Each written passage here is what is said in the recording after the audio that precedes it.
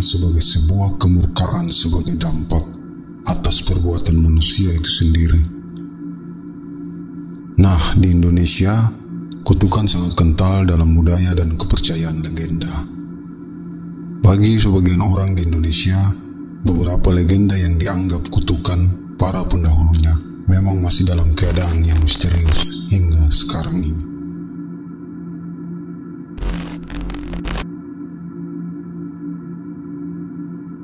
Konon pada awal peradaban manusia di Sulawesi Selatan, khususnya di Kabupaten Bone, yang dimulai dengan munculnya Tomanurung, kemudian berdiri sebuah kerajaan yang sangat kaya, dan rakyatnya hidup serba berkecukupan. Kerajaan itu bernama Mampu. Negeri Mampu ini dipimpin oleh salah seorang raja bernama Laodang Patara, didampingi permaisuri yang bernama Ilawalelu yang bergelar Tuang Malusu Losue Rimampu atau Ratu yang Telanjang dari Mampu. Kerajaan Mampu merupakan negara agraris dan maritim yang terdiri dari 7 distrik, yang masing-masing distrik dikepalai oleh seorang kepala distrik atau dusun. Laodang Patara merupakan generasi kedua dari Tomanurunge Rimatajang. Dia dibantu oleh seorang penasehat kerajaan yang bernama Lacagala, yang sangat pandai dalam mengatur pemerintahan dan merupakan pemimpin keagamaan di negeri Mampu. Kehidupan masyarakat Mampu yang sebagian besar berprofesi sebagai petani dan nelayan, serta sebagian lagi berprofesi sebagai pengrajin, membuat kerajaan di masa lalu itu menjadi kerajaan yang sangat kaya. Apa saja yang mereka tanam pasti tumbuh dan menghasilkan panen yang melimpah. Sedangkan dari hasil laut berupa ikan dan garam seakan-akan datang menghampiri mereka tanpa perlu susah payah mencarinya. Karunia yang diberikan oleh Tuhan yang tanpa henti membuat mereka menjadi lupa diri. Mereka menjadi sombong dan takabur. Harta yang melimpah membuat mereka menjadi mabuk atas kesenangan, sehingga merajalela di seluruh penjuru negeri berbagai bentuk kesenangan yang akhirnya menjadi kemaksiatan. Karena makmurnya kerajaan itu, sehingga tidak ada lagi batasan antara raja dan rakyatnya. Sudah tidak jelas lagi siapa yang melayani dan siapa yang dilayani. Hidup mereka bagaikan di surga, karena semua yang mereka butuhkan ada di sekitar mereka tanpa perlu susah payah mencarinya. Tak jauh berbeda dengan rakyatnya, Raja dan Ratu Mampu demikian pula halnya. Bahkan Ratu Mampu sepanjang hidupnya tak lagi menggunakan pakaian. Tidak ada lagi ritual penyembahan kepada Tuhan yang biasa mereka lakukan sebelumnya. Mereka berpendapat bahwa tak ada campur tangan Tuhan dalam keberhasilan mereka selama ini. Hasil yang mereka dapatkan semata karena buah kerja keras mereka sendiri. Karena itulah Tuhan memberikan mereka ujian berupa seekor anjing yang bisa berbicara, layaknya seperti manusia, kepada kerajaan Mampu.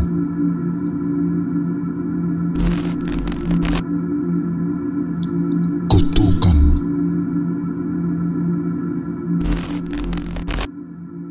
Raja Laodang Patara memiliki seorang putri yang sangat gemar menenun kain sutra. Dia menenun kain sutra tersebut untuk dia pakai sendiri. Karena kegemarannya itu, dia biasa menghabiskan waktunya hingga berbulan-bulan menenun kain di atas rumah. Hingga pada suatu waktu, alat tenun sang putri berupa teropong terjatuh ke tanah. Tetapi dia begitu malas untuk turun mengambilnya. Sang putri meminta bantuan sambil berteriak meminta tolong, tapi tak ada yang memperdulikan teriakannya, sehingga dia menjadi bosan dan mulai berjanji dalam hati. barang siapa yang mampu menolongku mengambil alat teropongku di kolong rumah, maka apabila dia lelaki, akan aku jadikan dia sebagai suami, dan apabila dia perempuan, akan kujadikan saudaraku. Janji sang putri. Ternyata janji sang putri didengar oleh seekor anjing jantan yang kemudian pergi mengambil alat tenun tadi. Betapa terkejutnya sang putri ketika melihat seekor anjing jantan telah berdiri di hadapannya sambil menggigit alat tenun tadi. Bagaimana mesti aku memenuhi janjiku, sementara engkau hanya seekor anjing? Ujar sang putri. Tiba-tiba anjing itu dapat berbicara seperti manusia dan segera menagih janji sang putri. Walaupun aku seekor anjing, tapi janjimu tadi berlaku untuk semua makhluk yang berkelamin laki-laki. Tagih anjing itu.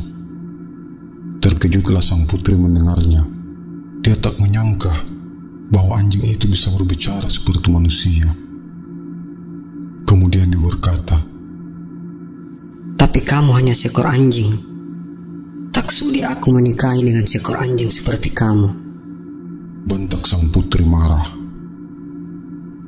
Karena sang putri berkeras untuk tidak memenuhi janjinya, maka keluarlah sumpah dari mulut sang anjing.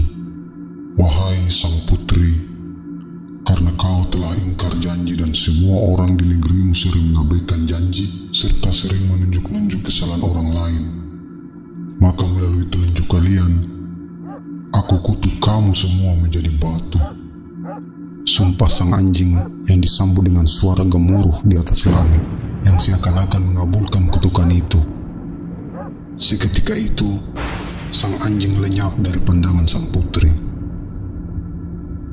Awalnya memang tak ada keanehan yang terjadi pada diri sang putri. Seakan-akan kutukan tadi tidaklah berarti apa-apa baginya.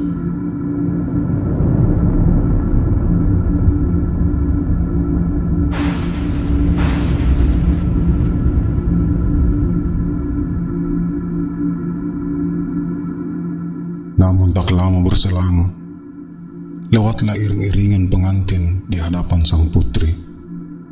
Dan dia pun segera menoleh memperhatikan iringan pengantin tersebut.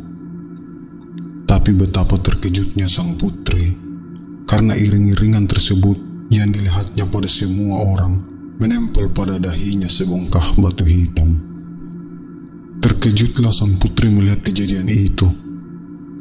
Sesaat setelah dia menunjuk kepada orang itu, karena tiba-tiba sekujur tubuh orang itu menjadi batu.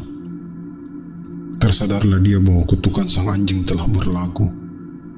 Gegerlah iringan pengantin tersebut. Mereka pun saling tunjuk, dan tak terkecuali bagi sang putri. "Tuan putri, di dahi Anda pun ada batu," tunjuk salah seorang di antara mereka. Akhirnya sang putri berubah menjadi batu. Gemparlah keadaan di negeri Mampu. Seluruh penduduk saling tunjuk karena melihat batu di dahi orang lain. Semua yang kena tunjuk akhirnya menjadi batu, sehingga seluruh negeri Mampu menjadi batu. Setelah seluruh negeri menjadi batu, terjadi lagi peristiwa berupa bencana alam selama 7 hari berturut-turut, yang kemudian menenggelamkan negeri mereka ke dalam perut bumi, sehingga terkenal pula istilah Labore Ngenge Eri Mampu, atau yang terkutuk di Mampu. Tapi Tuhan kiranya ingin memberikan pelajaran kepada manusia dengan ditemukannya negeri itu dalam bentuk gua, yang mulut guanya menurut warga sekitar merupakan pintu gerbang negeri Mampu. Gua itu terkenal dengan nama Gua Mampu, yang letaknya di desa Cabenge, kecamatan Dua Bocoy, kira-kira 30 km dari kota Watampone. Kerajaan Mampu merupakan negeri yang kaya dengan adanya kapal laut yang jadi batu, serta hamparan sawah yang telah menjadi batu pula.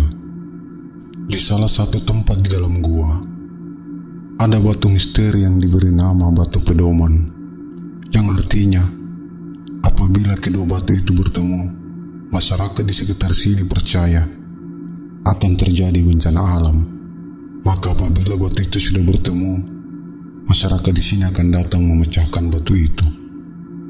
Katanya supaya tidak terjadi bencana. Pada tahun 2004, mahasiswa UGM dari Jogja pernah melakukan penelitian dan ditemukan piring serta mangkuk yang terbuat dari tanah liat. Tim Bugis Pos yang menyaksikan hal itu hanya saling berpandangan takjub. Apakah gambaran di dalam gua itu memang terjadi di masa lampau? Ataukah itu hanya terjadi karena peristiwa geologi semata? Hanya Tuhan saja yang Maha Tahu.